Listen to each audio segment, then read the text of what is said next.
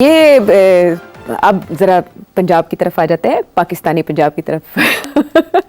ये हत्या के इज़्ज़त बिल जिसकी बड़ी धूम थी, फिर वो गवर्नर साहब के पास जब गया तो पीपल्स पार्टी के गवर्नर साहब ने भी उस पर एतराज़ किया, लेकिन फिर यूँ हुआ कि गवर्नर साहब चले गए किसी छुट्टी पे और फिर कायम मकाम गवर्नर ने दस्तखत कर दिए और फिर वो कानून बन गया, लेकिन वो साथ ही लाहौर हाई कोर्ट में चैलेंज हो गया।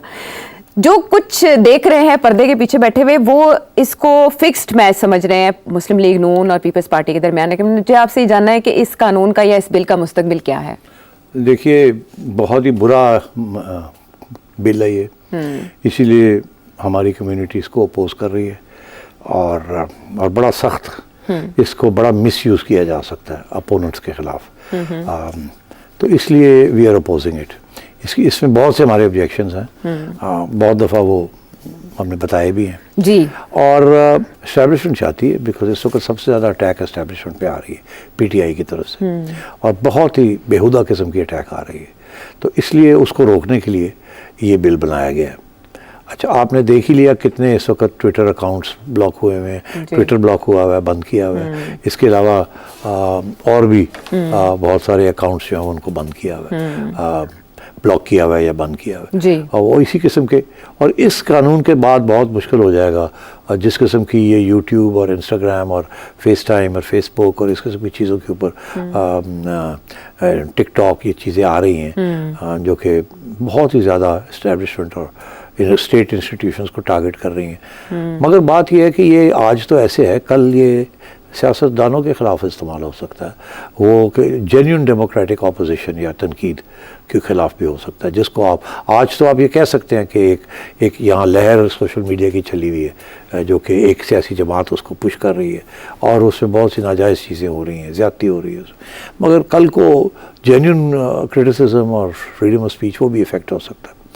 तो इस पर बहुत से प्रॉब्लम्स हैं, मैं उधर नहीं जाऊँगा, मगर मैं ये कहूँगा कि फ़ैसला ये हुआ था कि इस बिल को पास करने से पहले ये जर्नलिस्ट कम्युनिटी के साथ कंसल्टेशन करेंगे, एक राउंड ऑफ कंसल्टेशन होगा।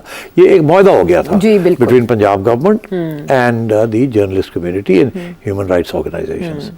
हुआ ये कि इन्होंने वो बिल्कुल मुआहदा कंसल्टेशन नहीं की और आखिरी वक्त पे कंसल्टेशन किए बगैर गवर्नर साहब को भेज दी। अब दिलचस्प बात यह है कि गवर्नर साहब हैं पीपल्स पार्टी के, उन्होंने रोक ली, उन्होंने अपने नंबर लगा लिए मीडिया के साथ कि हम तो इसको अपोज नहीं करते। जैसे वो नंबर लगाते हैं अवाम के साथ कि हम प्राइवेटाइजेशन को अपोज कर रहे हैं, ऐसे ही है ना, और एक दो और चीज़ों को वो अपोज करते हैं, मगर एक्चुअली बिहाइंड द सीन्स वो वोटिंग जो है, जब वोटिंग होती है तो उनके हक में कर देते हैं। अच्छा, और साथ उनके साथी हैं। तो पीपल्स पार्टी दो wants to have its cake and eat it too. तो पीपल्स पार्टी ने नून लीग को कहा कि आप फिक्र ना करें, भेज दें, हम अपोज करेंगे, उसके बाद हम आपके लिए रास्ता खोल देंगे कि आप खुद ही इसको कर लीजिएगा।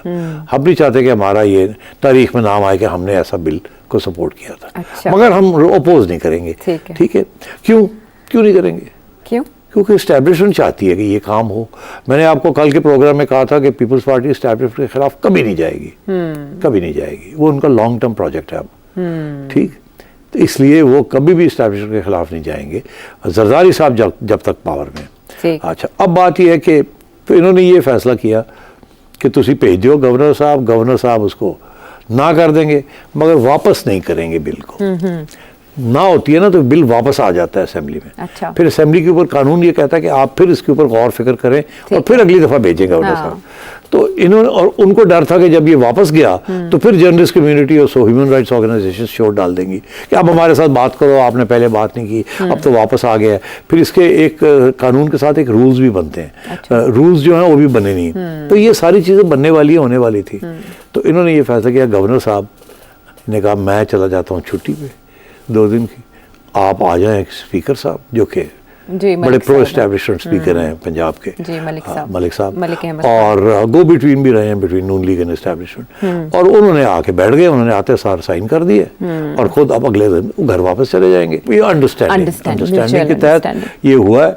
और चलाकियाँ पीपल्स पार्टी, तुम्हें पता ही है, चलाको वासी तो है पीपल्स पार्टी। चलाको वासी अच्छा, लेकिन ये जो प्रेस क्लब की तरफ से एक प्रेस रिलीज आ गई है और एहतजाज और बॉयकॉट का ऐलान हुकूमती सरगर्मियों का और बजट इजलास का, इसका क्या बनेगा अगर ये एहतजाज होता है? देखिए, मैं समझता हूँ ये होना चाहिए, अच्छा। इसके बगैर काम नहीं चलेगा, आपकी बात कोई नहीं सुनेगा। यहाँ बात उसी की सुनी जाती है जो आंखें निकाल के शोर डाल दे। और अगर हमारी मीडिया जो है चुप करके बैठ जाएगी तो ये बिल्कुल बिल पास हो जाएगा, आज नहीं कल, कल नहीं परसों, ये हमारे ऊपर इस्तेमाल होगा। तो इसलिए मैं ये समझ रहा हूँ कि इनको बिल्कुल बॉयकॉट करना चाहिए, कवरेज ऑफ बजट और भी इस किस्म की चीज़ें, स्पेशली पंजाब गवर्नमेंट को सब फायरिंग लाइन के सामने तो पंजाब गवर्नमेंट है ना, Maryam is in the firing line.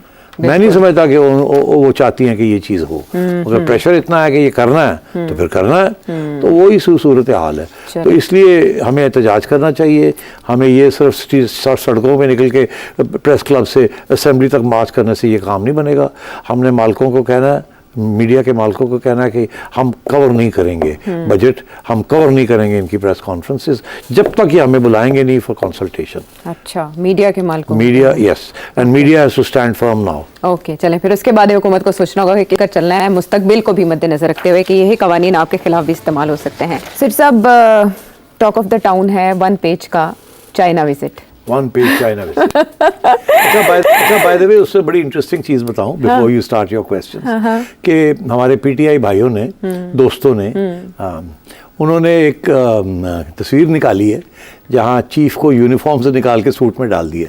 अच्छा, ये उन्होंने निकाली है? हाँ, ये ऐसी भी चीज़ चल रही है। अच्छा। हालांकि जिस मीटिंग की जिक्र वो कर रहे हैं उसके अंदर वो यूनिफॉर्म में बैठे हुए थे। अच्छा। बाद में फिर वो सूट में भी आ गए और मीटिंग से, मगर जहाँ जब वो गए वहाँ he was in a uniform, इन्होंने उसको यूनिफॉर्म से निकाल के किसी का सूट में डाल दिया। वो लेकिन उसमें बहुत हैंडसम लग रहे हैं। नहीं, वो हैंडसम तो है ही है। वो तस्वीर बहुत अच्छी है वैसे। अगर आप कह रहे हैं कि उन्होंने निकाली है तो फिर तो 1 पेज और भी ज्यादा रिफ्लेक्ट कर रहा है। लेकिन आपको पता है ये पाकिस्तान में गारंटी समझा जाता है ना, 1 पेज किसी भी मंसूबे की कामयाबी की गारंटी समझा जाता है। सही है। तो ऐसे में जब पहले यूएई से वज़ीर आज़म हो आए, सऊदी अरेबिया से भी उन्होंने विजिट कर लिया, वहाँ पे भी कुछ प्लेज किया गया। आई डोंट नो इन्वेस्टमेंट का क्या फ्यूचर है, ये आप तो जानते होंगे।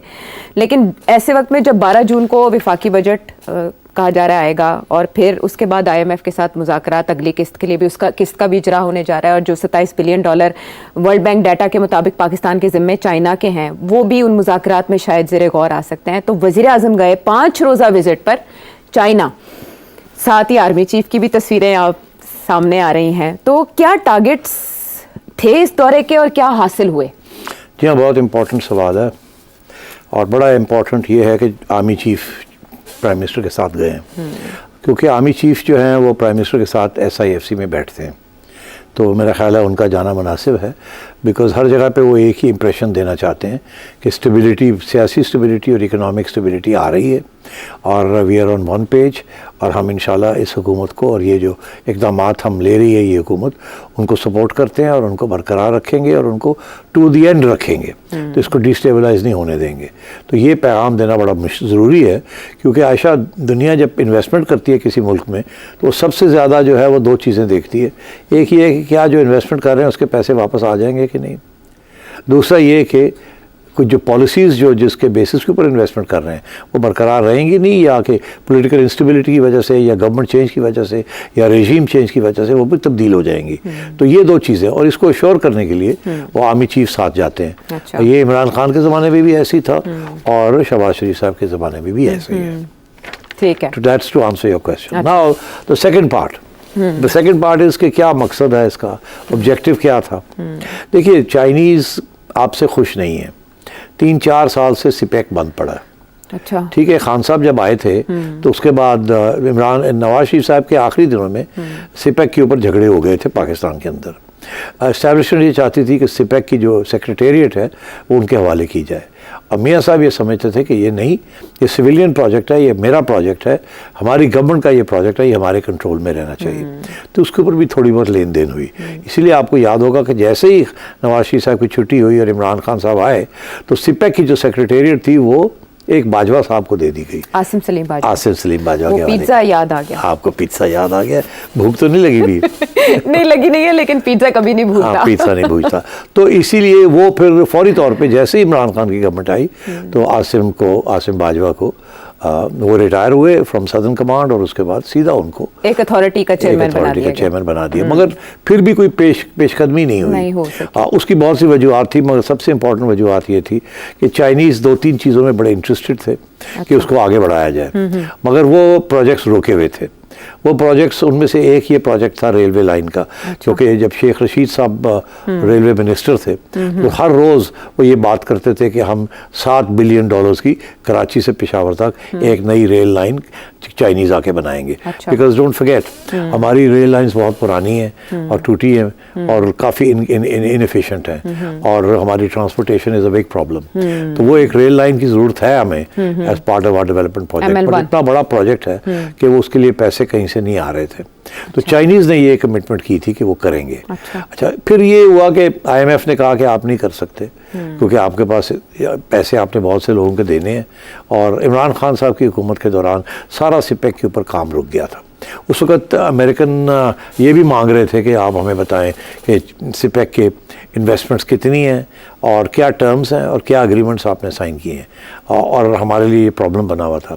जब हफीज़ शेख साहब आए तो वो प्रो IMF थे, उसके बाद आपको पता है असद आ गए, असद के पहले असद आए, वो IMF के ख़िलाफ़ थे। हफीज़ शेख साहब आ गए एज फाइनेंस मिनिस्टर, वो उनके हक़ में हो गए। उसके बाद शौकत तरीन साहब आ गए, वो ना इधर के रहे ना उधर के रहे कि एक दिन वो IMF के हक़ में बात करते थे, दूसरे दिन उसके खिलाफ बात करते थे। तो ये मामला चलता रहा। अब्दुल रज़ाक दाऊद साहब ने एक आर्टिकल भी तो लिख दिया था फाइनेंशियल टाइम्स में, उनको इंटरव्यू देते हुए। इसलिए तो ये काफ़ी कन्फ्यूजन रही। तो चाइनीज़ आपसे नाराज़ रहे हैं और उनका ये कहना है कि आप अमेरिकन प्रेशर के अंदर हमारा जो मेन प्रोजेक्ट है बेल्ट एंड रोड इनिशिएटिव, उसको आप उसको सपोर्ट नहीं कर रहे, और so therefore there was strains in the relationship.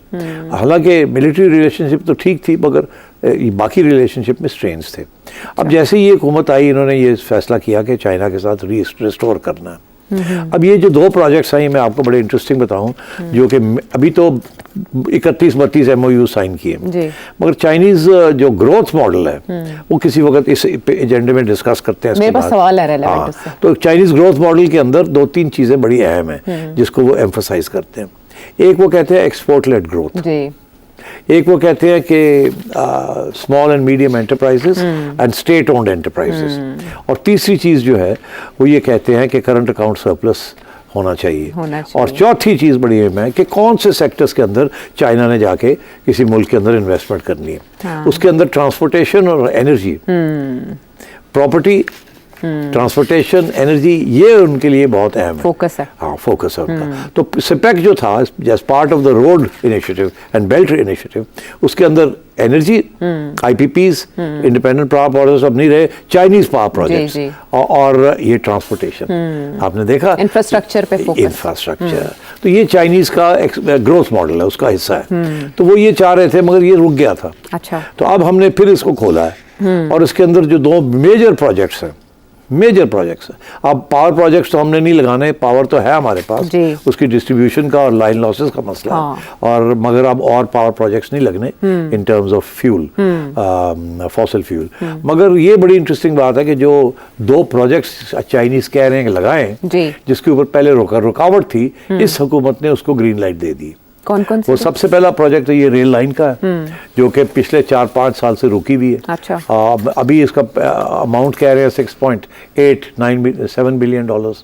Sheikh Rashid रोते रह गए कि करना उन्होंने कहा नहीं हो सकता। और दूसरा प्रोजेक्ट बहुत ही इंटरेस्टिंग है, वो एक है एक हाईवे, जो कि कोई नेली 600 किलोमीटर्स का हाईवे बनेगा from Thakot in KP province to Raikot in GB। अच्छा, थकोट। और ये कोई इसका कॉस्ट आएगा कोई 560-600 अरब रुपया। अच्छा। और वो जो रेलवे लाइन है उसका कॉस्ट आ रहा है कोई 1900-1900 अरब रुपया। अच्छा। तो आप सोचिए ये दोनों इतने बड़े प्रोजेक्ट्स हैं कि ये 2 प्रोजेक्ट्स अब अगले 3-4 साल में उन्होंने कंप्लीट करने हैं। और मगर जो इशू जो खड़ा हो रहा है, जो पहले भी इशू ये खड़ा हो रहा था कि क्या इनकी कितनी ज़रूरत है इस वक्त, क्या इसी स्टेज पे इतनी ज़रूरत है, इतना बड़े कर्जे लेने की ज़रूरत है। फिर ये आज ऑलरेडी हमने जो सिर्फ उनके इंडिपेंडेंट पावर प्रोजेक्ट्स हैं, जो सॉरी नॉट इंडिपेंडेंट बट जो चाइनीज़ पावर प्रोजेक्ट्स हैं, उसके जो हमने पैसे देने हैं अभी, वो अभी 470 अरब रुपया तो सिर्फ उनका देना है, उनके जो डेट पेमेंट्स हैं, आप समझें। ऊपर से ये नई डेट अक्यूमुलेट की जा रही है कोई 2,500 अरब रुपए की, और किस लिए? एक रेलवे लाइन के लिए और एक सड़क के लिए।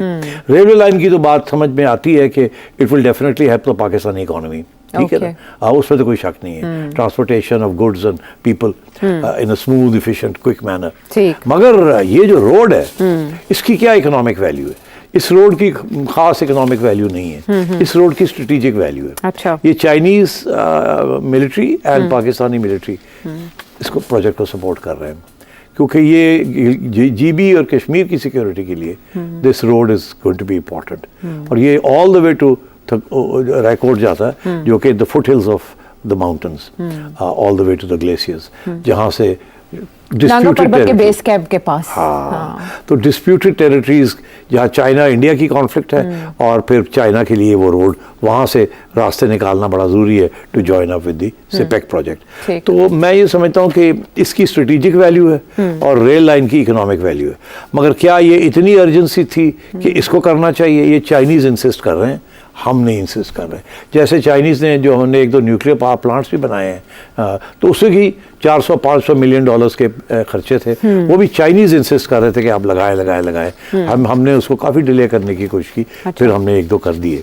तो मैं समझता हूँ कि यहाँ चाइनीज़ के बहुत स्ट्रॉन्ग इंटरेस्ट हैं, और ये जो हमने, और क्यों हम ये मान गए हैं, ये बात क्यों मान गए? हाँ, इसलिए कि हम उनसे कह रहे हैं मान जाने, मगर जो पैसे पहले लड़े ने और ज़रा थोड़ी देर वास्ते 3-4 साल वास्ते ना लगो। अच्छा, ठीक है, वो आप पोस्टपोन कर दें, रीशेड्यूल कर दें, और ये हम ले लेते हैं आपसे। तो चाइनीज़ लॉन्ग टर्म सोचते हैं, उनको इन दोनों प्रोजेक्ट्स की स्ट्रेटेजिक वैल्यू भी नज़र आती है, और क्योंकि रेलवे लाइन भी तो वो इस्तेमाल कर सकते हैं ना for movement of their goods.